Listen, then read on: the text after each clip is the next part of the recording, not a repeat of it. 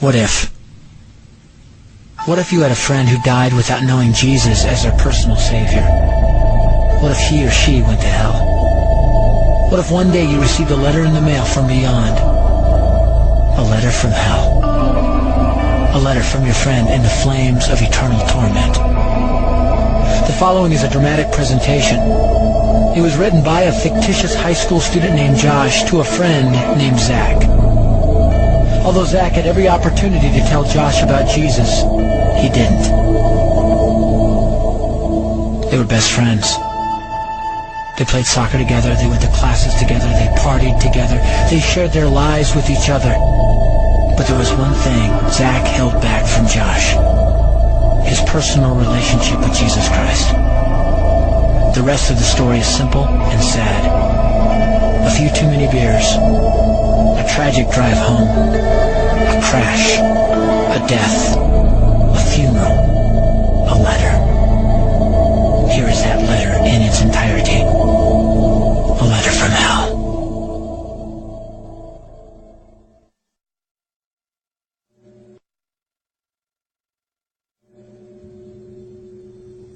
Dear Zach,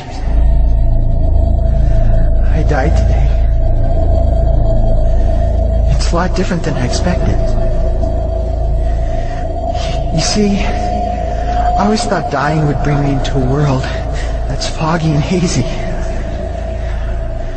But this place is crystal clear. It's even more real than my life on Earth. I can think. I can talk. I can even feel. Right after the wreck, I could feel my spirit leaving my body. It was the weirdest thing, Zach. I thought I heard you screaming out to me, man. I must have been just imagining things.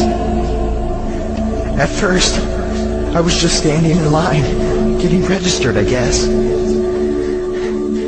They asked me for my name and began to look in this thing they called the Book of Life. I guess they couldn't find it, though, because this huge angel standing next to me grabbed me by the arm and started dragging me away. I was terrified. I had no idea what was going on.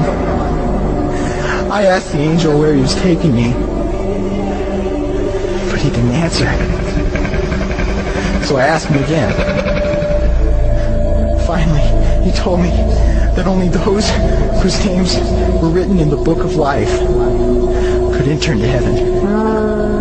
And the rest would be condemned to hell forever. Man, I was scared.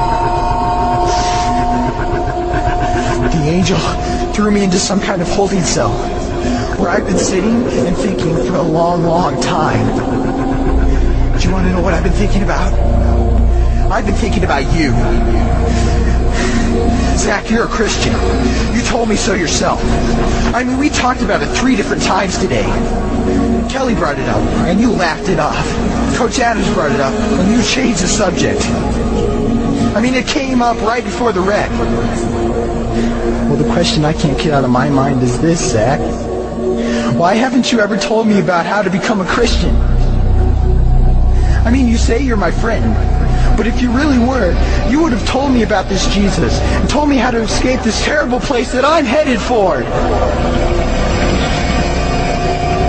I can feel my heart pounding in my chest. The angels who have been chosen to cast me into hell are coming down the hallway. I can hear their footsteps.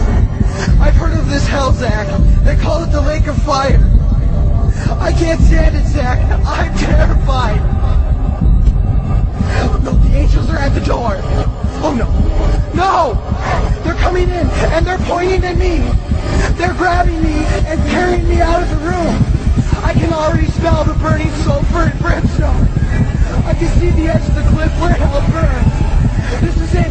I am without hope. We're coming closer, closer, closer.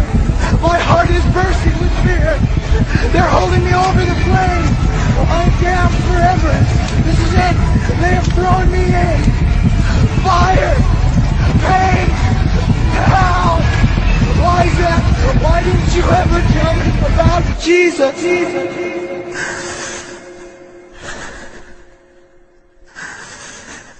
Signed, your friend, Josh. Your friend, Josh. P.S. Well done. Wish you were here. Wish you were here. Wish you were here. Wish you were here. Wish you were here. Wish you were here. Wish you were here.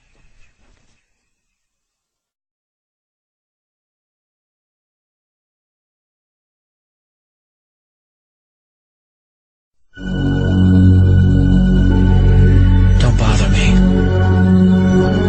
Don't bother me with souls to save. I have my own agenda.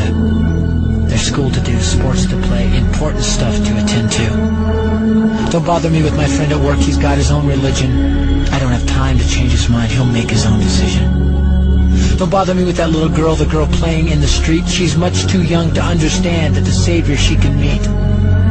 Don't bother me with the sounds I hear, the sounds of people shrieking, although I wonder who they are. Who are these victims screaming? Don't bother me with who they are. I really don't want the blame. Because it's my friend at work and that little girl.